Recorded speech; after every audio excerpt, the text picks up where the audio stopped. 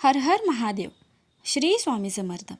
आजच्या व्हिडिओमध्ये आपण महादेवाच्या पिंडीचे काय रहस्य आहे, कोणत्या गोष्टी केल्या पाहिजेत आणि कोणत्या गोष्टी टाळल्या पाहिजेत ही सर्व माहिती घेणार आहोत.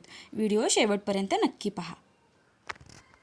महादेवाचे पिंड हे ब्रह्मांडातील सर्वोच्च ऊर्जा निर्मिती आणि विनाशाचे प्रतीक मानले जाते, जे निराकार शिवाचे आणि साकार शक्तीचे मिलन दर्शवते. हे एक असे वैश्विक केंद्र आहे जिथून सतत ऊर्जा उत्सर्जित होत असते.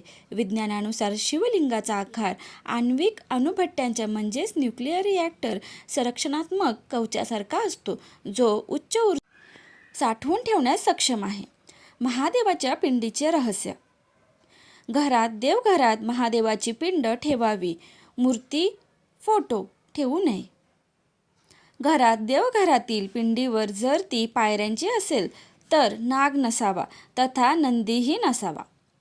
पिंड साधी दगडी असली तरी चालते, मात्र शक्यतो पितळेची असावी. पाऱ्याची असेल तर उत्तम.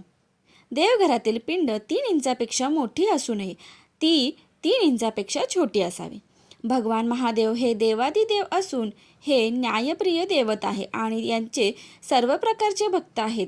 आणि जसे की देव, दानव, यक्ष, किन्नर, भूत, प्रेत, पिशाच आणि इतरही अनेक योनीत जीव महादेव भजतात.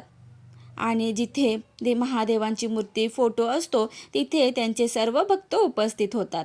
ज्योतिर्लिंगाच्या ठिकाणी तथा महादेवाच्या पिंडीला संपूर्ण गोल प्रदक्षिणा करीत नाहीत, तर अर्धी प्रदक्षिणा करून नमस्कार करतात, कारण उत्तर दिशेला वरील सर्व भक्तांचा अदृश्य रूपाने उपस्थित असतात.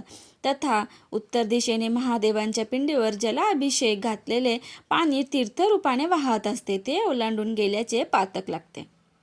महादेवांचा फोटो अथवा मूर्ती फक्त स्मशानात असते. देवघरात महादेवांचा फोटो अथवा मूर्ती नसावे. मानवाला पिंडपूजन सांगितले आहे, म्हणूनच संपूर्ण भारतात महादेवाचे मुख्य शक्तिपीठांवर महादेवाची पिंड लिंग रूपाने स्थापन केलेले समजते. 12 ज्योतिर्लिंग ही लिंग म्हणजेच पिंड रूपाने आहेत. यातून संपूर्ण विश्वाला वैश्विक ऊर्जा मिळते. महादेवांना नित्य शुद्ध पाण्यासह रुद्रसूक्त पठण करीत जलाभिषेक करावा.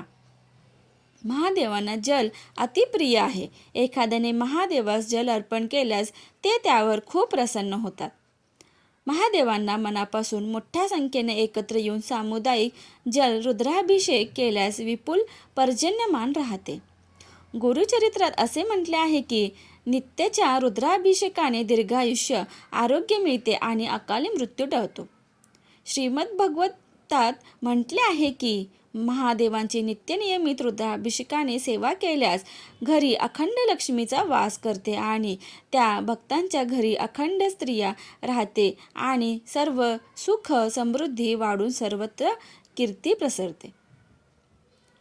माहिती आवडल्यास व्हिडिओला लाईक, शेअर आणि सबस्क्राईब करायला विसरू नका. धन्यवाद.